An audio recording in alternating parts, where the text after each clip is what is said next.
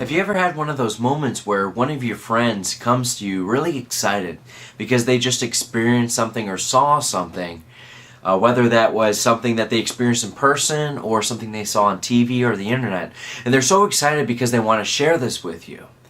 And of course, because they're excited about something, you become pretty excited about them. You become empathetic towards whatever they're excited about. Well, in today's gospel, from Luke's gospel, we hear a very excited Herod. Herod's hearing all these things about this great man who has suddenly appeared and is doing all these miracles and saying these great things. And of course, the last person who he has heard who has said that was John the Baptist. And so when he hears that there's this great man who has appeared, he thought that John the Baptist rose from the dead. But he also heard conflicting stories. Some people said, no, it's not John the Baptist.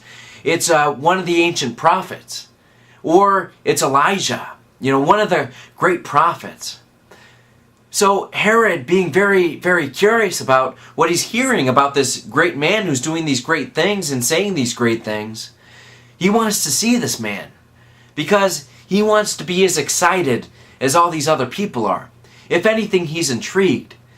Now, the story of Herod, when John the Baptist was alive, before he was beheaded, Herod was very intrigued with John. He liked having John around. He liked hearing stories that John would say. John was just a very, very interesting character. And Herod liked that. And I think Herod was very perplexed, but excited about this new man who came into town. And I think for many of us, I think there's so many different things we can get excited about. Very simple things or very large things. Just imagine the last time you were going on a vacation and how exciting that was. How exciting about visiting so many different places, whether that was visiting family members or just going on a vacation. Whether that was with family or friends or just even by yourself. It can be an exciting thing to explore new places. And I think this is a reminder of us just how exciting it is to be a Christian. Just how exciting it is to have a faith in where our God wants to be very much so part of our lives. There's so many different faiths out there. You just look at the history of religion, and there's so many different versions of what God may be like, or what gods there are. Think of the Roman gods, think of the Greek gods. I think those are the ones that are the most familiar in the polytheistic society. Those gods very much so had a very important role in the lives of the Romans and the Greeks and the surrounding societies. Those people, those gods interacted with the people regularly, and if the gods were upset, they wreaked vengeance on the people. And if the gods were happy, they blessed these people. And when monotheistic society came about, if you read through the Psalms, the Jewish people had a very interesting relationship with God. From the book of Genesis, God was anthropomorphized, meaning God was in the flesh in some ways. God walked among the garden with Adam and Eve. And then God actually becomes incarnate in Jesus Christ. This God who in some ways felt not only near but so distant, became much more nearer to us as human beings than we could possibly even imagine.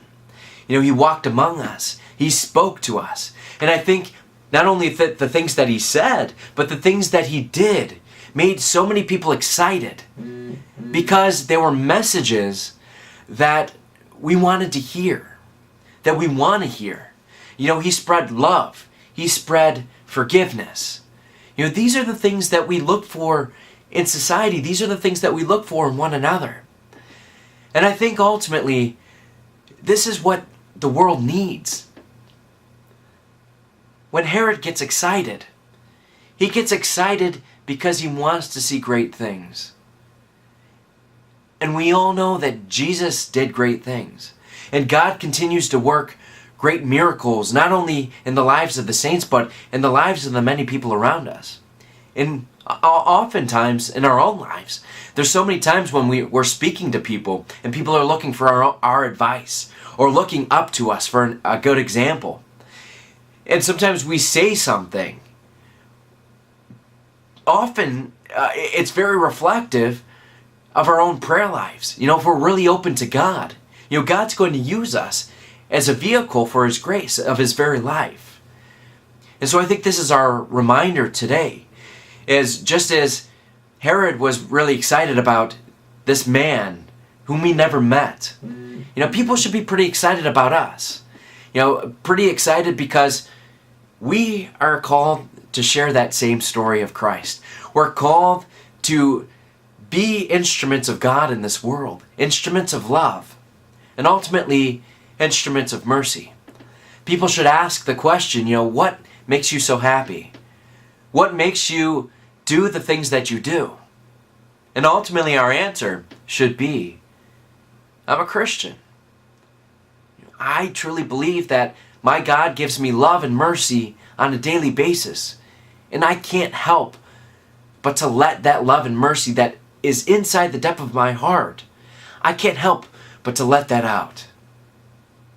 And to share that with everybody that I meet.